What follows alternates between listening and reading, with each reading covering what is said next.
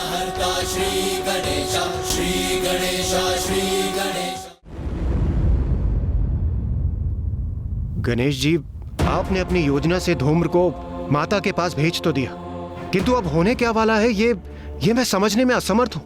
वही होगा जो माँ पर कुदृष्टि डालने का परिणाम होता है, सर्वनाश। माँ ने उसे अपना क्षणिक दर्शन दिया होगा और अब तक धूम्रलोचन शुंभ तक पहुंचकर उन्हें माँ और देवियों की सूचना दे चुके होंगे। ऐसा अद्भुत सौंदर्य और उस सौंदर्य की धनी ऐसी सुंदरी तो संसार में कोई भी नहीं, और आप जैसा पुरुष भी संसार में दूसरा कोई नहीं। सौंदर्य के साथ शक्ति सामर्थ्य भी है वो। स्वर्ग के अंतर्ध्यान सभी देवियों की रक्षा कर रही है वो। मैंने उन देवियों को भी उनके निकट देखा था।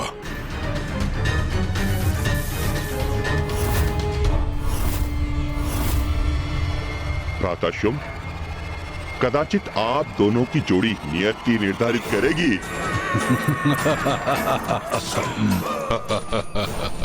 हाँ, और आप दोनों की जोड़ी अत्यंत भाएगी सभी को।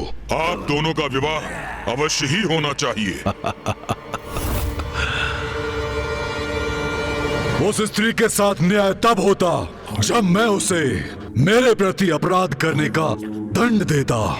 उसने मेरे विरुद्ध जाकर स्वर्ग की देवियों को आश्रय जो दिया, परंतु अब धूम्रलोचन के मुख से उसकी प्रशंसा सुनकर उसके प्रति मेरी भी उत्सुकता जागृत हुई है।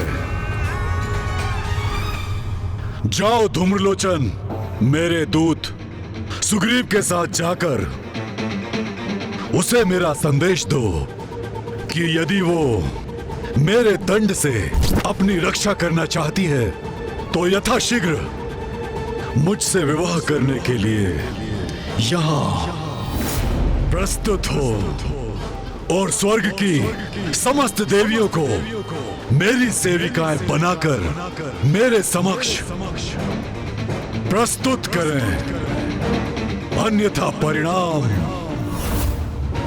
अति भयंकर होगा। उचित है, मैं आपकी आज्ञा अनुसार आपका संदेश उन तक पहुंचा दूंगा, महानायक शुंभ।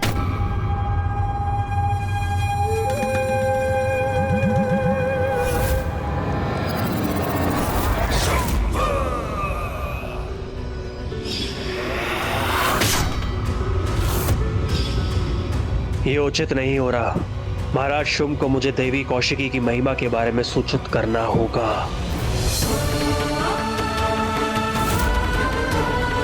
देवी कौशिकी नमो नमः, देवी कौशिकी नमो नमः।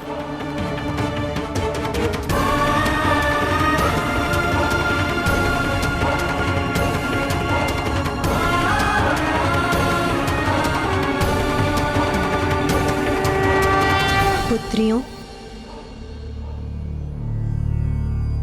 अब वो समय आ गया है पुत्रियों जब तुम्हें यहाँ से प्रस्थान करना होगा।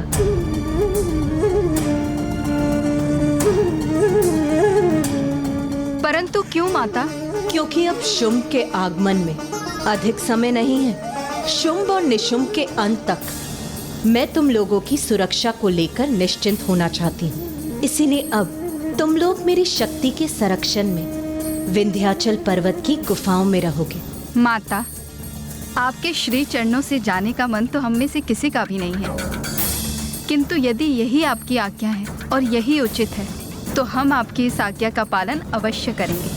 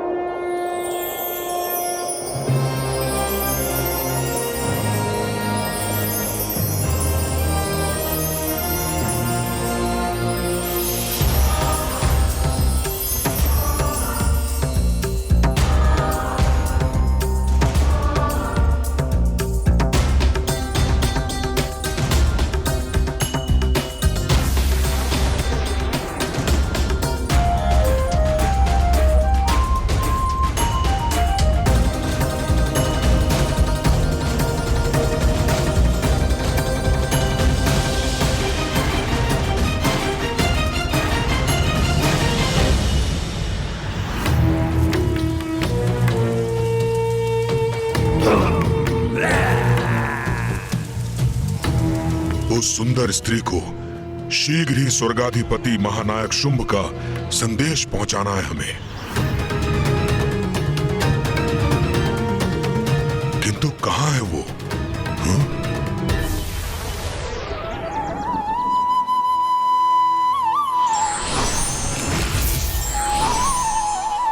हमारी रक्षा कर हमें सुरक्षित रखने के लिए आपका कोटि कोटि धन्यवाद माता। हमारी प्रार्थना है कि आपकी कृपा दृष्टि इसी प्रकार हम पर सदा बनी रहे। अवश्य पुत्रियों, माँ हूं मैं और संतान की रक्षा माँ का धर्म है।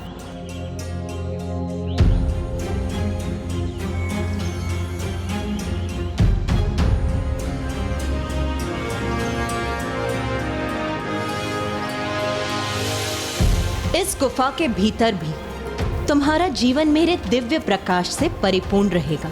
यहाँ तुम्हें कोई भी कठिनाई नहीं होगी।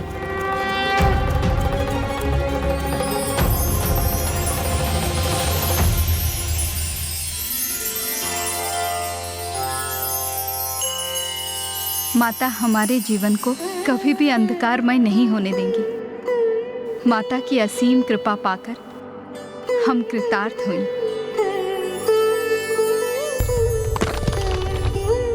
माता ने हमारे चारों ओर एक अभेद सुरक्षा कवच प्रस्तुत किया है। हम सभी पूर्ण रूप से सुरक्षित हैं।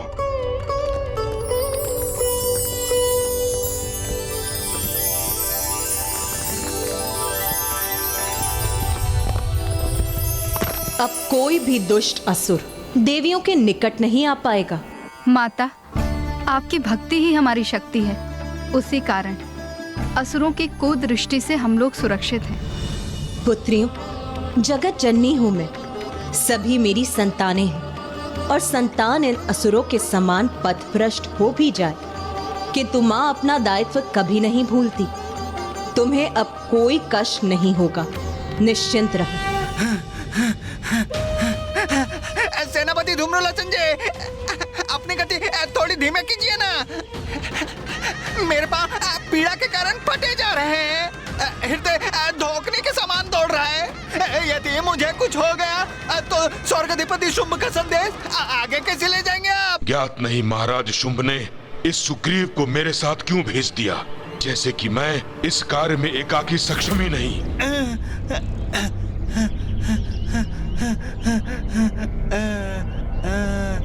सेनापति धूम्रलोचन जी, आपको पूर्ण विश्वास है ना कि हम उचित मार्ग पर हैं? कितने समय से हम यहाँ वहाँ घूम रहे हैं किंतु उस सुंदर स्त्री का कोई चिन्ह हमें दिखाई नहीं दे रहा। वो गजमुख गणेश मुझे यहीं लाया था। हम उत्तर दिशा से आए थे और इसी पर्वत पर उतरे थे। यहीं कहीं है वो स्थल, देखता हूँ।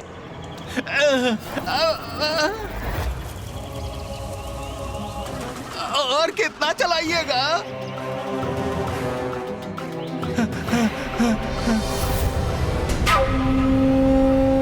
शब्दों के सत्य असत्य की परख तो दृष्टि से होती है। वो सुंदर स्त्री मुझे दिखाई देगी तभी आपके कथन को सत्य मानूंगा। सब कुछ हमारी योजना के अनुसार ही हो रहा है भैया। शुंभ का सेनापति धूम्रलोचन उसके दूत सुग्रीव के साथ माँ के निकट पहुँच चुका है और माँ पूर्व में ही सभी माताओं को सुरक्षित स्थान पर भेज चुकी है। यही थी वो, यही स्थित एक अदृश्य बाधा के पीछे।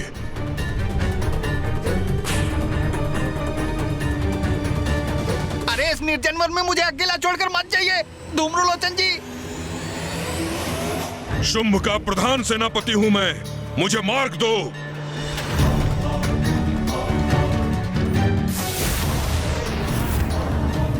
मैं उचित स्थल पर पहुंचा हूं सुग्रीव। अब तुम्हें और अधिक चलने की कोई आवश्यकता नहीं। हम अपने गंतव्य पर पहुंच चुके हैं। अद्भुत! अचानक इस वन में दिव्य प्रकाश प्रकट हो गया, जैसे कोई गुप्त द्वार अचानक खुल गया हो। सत्य कहा था ना मैंने। कदाचित उस दिव्य सुंदरी को भी ज्ञात हो गया कि हम उसके लिए यहाँ क्या प्रस्ताव लेकर आ रहे हैं, जिससे उत्तेजित होकर उसने स्वयं हमारे लिए ये द्वार खोल दिए। नारी का स्वभाव ऐसा ही होता है। चलो सुग्रीव। अवश्य अवश्य, आप आगे आगे चलिए, मैं पीछे पीछे आता हूँ।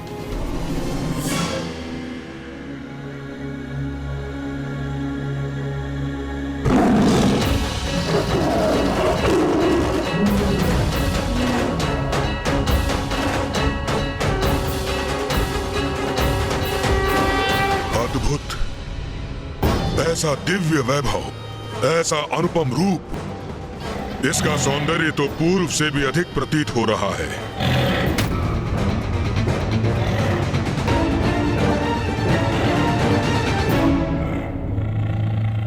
विलक्षण रूपमती है ये स्त्री। असुर महानायक ने विवाह हेतु उचित स्त्री का चुनाव किया है। चलिए चलिए आगे बढ़ते हैं धूम्रलोचन जी।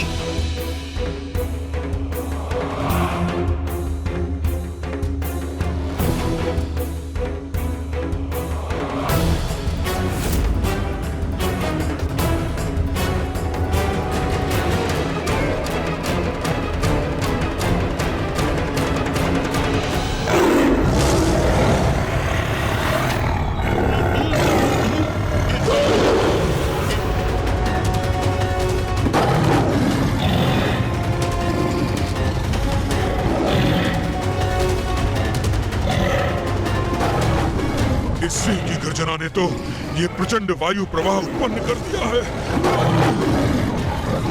मैं सिंह की गर्जन से उड़ता जा रहा हूँ। मुझे रोकिए धूम्रलोचन जी, मुझे रोकिए।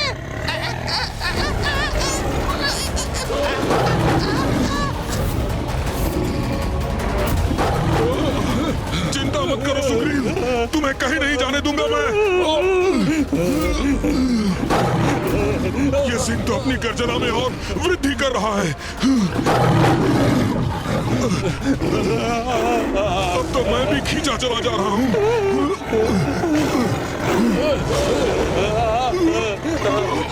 हम युद्ध नहीं संवाद करने आए हैं, अपने स्वामी का संदेश लेकर आए हैं। इसलिए अपने सिंह को शांत करो सुंदरी।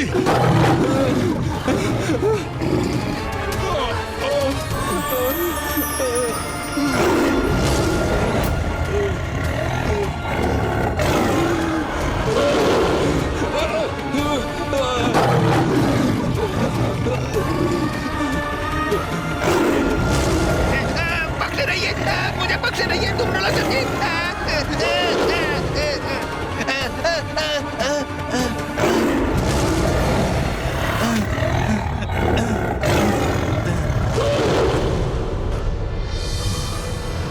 अब ये सिंह शांत हुआ तो हमें खड़े रहने का अवसर प्राप्त हुआ। कदाचित इसने हमें अपना शत्रु समझ लिया था, इसलिए अपने सिंह को ऐसी गर्जना करने का आदेश दिया होगा। किंतु अब हम इसे वो संदेश देंगे जिसे सुनकर यह आनंदित हो जाएगी। स्वर्गाधिपति शुंभ की विवाहिता बनने का अवसर तो कोई भी सुंदर स्त्री कदापि नहीं गंवाएगी। कहो कहो, क्या संवाद करना चाहते हो मुझसे? सुंदरी, तुम्हारे जैसी अपूर्व रूपमती पूरे संसार में कोई नहीं। ऐसा अनुपम सौंदर्य है तुम्हारा कि सूर्य और चंद्र की कांति भी तुम्हारे समक्ष फीकी पड़ जाए, और तुम बस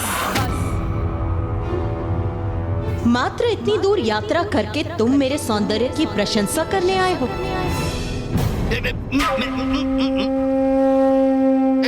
सौंदर्य की देवी, तुम इनकी बात का बुरा न मानो।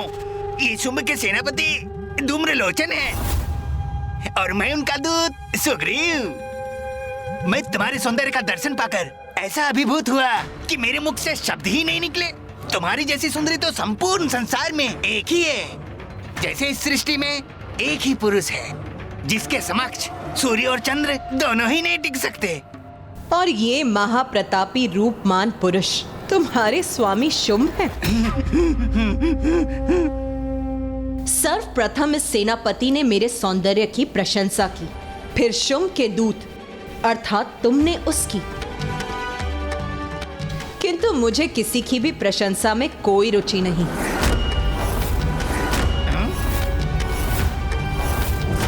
फिर हम ये संवाद क्यों कर रहे हैं, ये मुझे अभी भी स्पष्ट नहीं। तो मैं स्पष्ट किए देता हूँ। सुनो स्त्री, सौंदर्य और पराक्रम दोनों ही दृष्टि से हमारे स्वामी के योग्य हो तुम। इसीलिए हम उनके साथ तुम्हारे विवाह का प्रस्ताव लेकर यहाँ आए हैं। उचित तो यही है कि तुम इस विवाह प्रस्ताव को स्वीकार कर हमारे साथ चलो।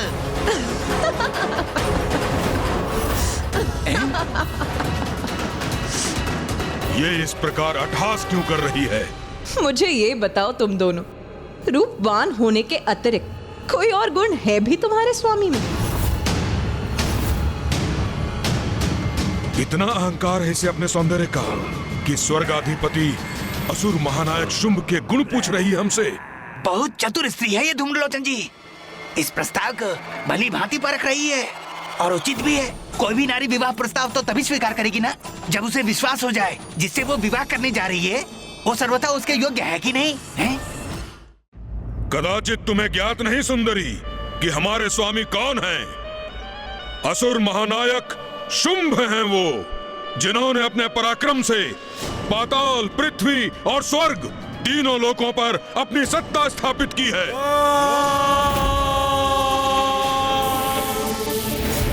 और स्वर्ग की समस्त निधियां उनके नियंत्रण में है। कल्प वृक्ष, कामधेनु, ऐरावत, उच्चैश्रवा सबके स्वामी हैं वो। इंद्र आदि देवताओं को स्वर्ग से निष्कासित किया है उन्होंने। अब आपको पूर्ण परिचय प्राप्त हो गया ना हमारे स्वामी का? अब तो स्पष्ट हो गया ना? तुम महावीर, महातेजस्वी स्वर्ग के अधिपति शुंभ का विवाह प्रस्ताव स्वीकार करे सुंदरी। सत्य कह रहे हो तुम। बहुत पराक्रमी, अत्यंत तेजस्वी और महावीर है तुम्हारे स्वामी शुंभ। मुझे क्या था ये हमारा प्रस्ताव अवश्य स्वीकार करेगी। तुम्हारे स्वामी की वीरताएं की गाथाएं तो मैंने भी सुनी है। वही शुंभ है ना ये, जिसने मित्रता का ढोंग कर देवताओं को अपनी राजसभा में आमंत्रित किया और फिर दुष्ट क्रिया अर्थात जुए की क्रीड़ा कर देवताओं का सर्वस्व छीनने का प्रयास किया।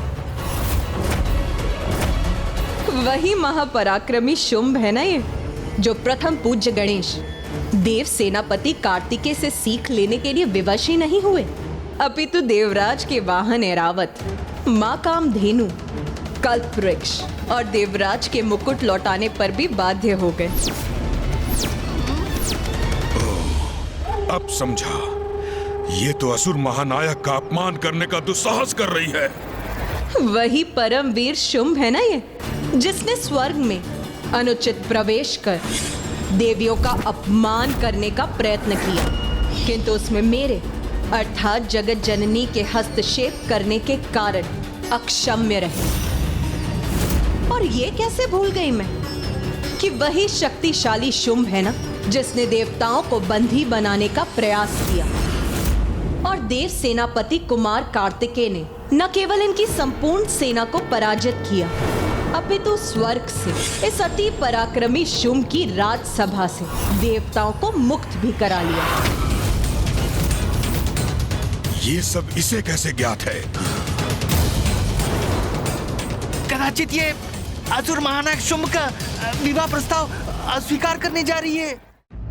अरे वाह, बड़े वीर प्रमाणित हुए तुम्हारे असुर महानायक शुंभ। क्या कहा था तुमने? त्रिलोक विजेता, स्वर्गाधिपति, असुर महानायक शुंभ। एक भीरू और शक्तिहीन असुर को संसार का सबसे बड़ा वीर बता रहे हो तुम। बस, बहुत सुन चुका मैं। धूम्रलोचन, धूम्रलोचन,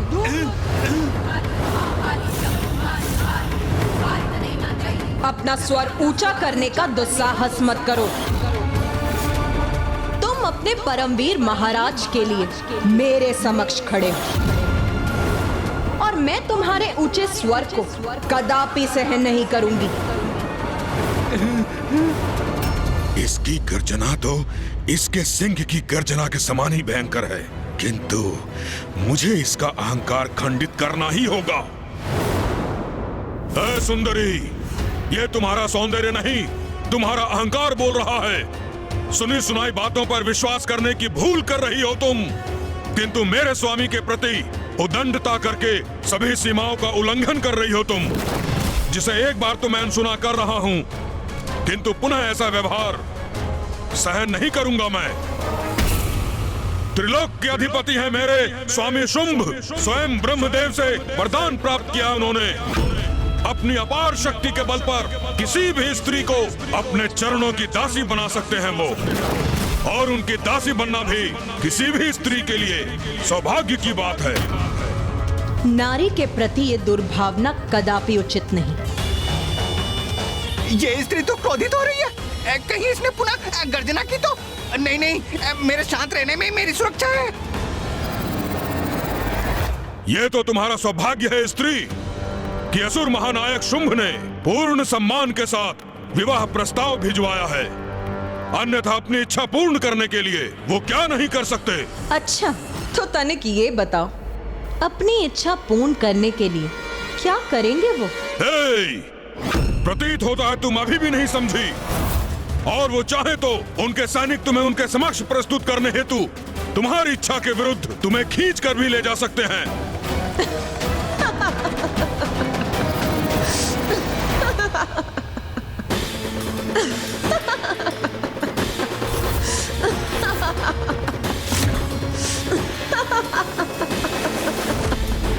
मैंने कोई परिहास किया क्या जो ये पुनः अट्टहास करने लगी?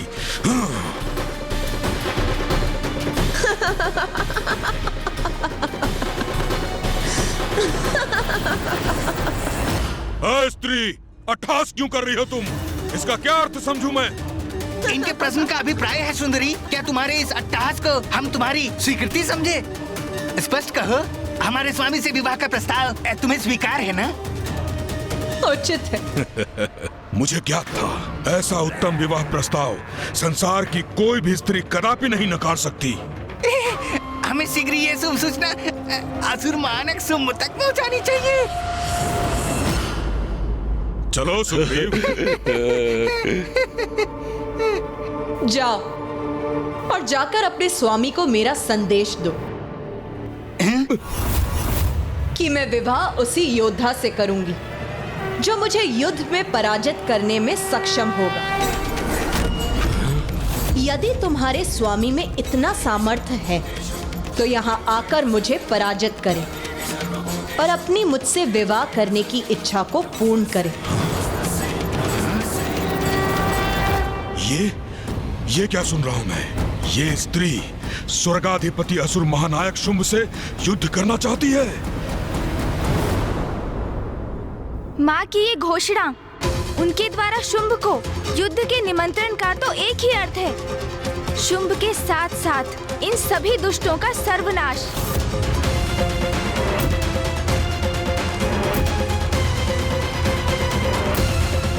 ईश्वर दंड देने के पूर्व सद्मार्ग पर लौटने का अनेक अवसर प्रदान करते हैं, किंतु ये व्यक्ति पर निर्भर करता है कि वो इसका कितना लाभ उठाता है।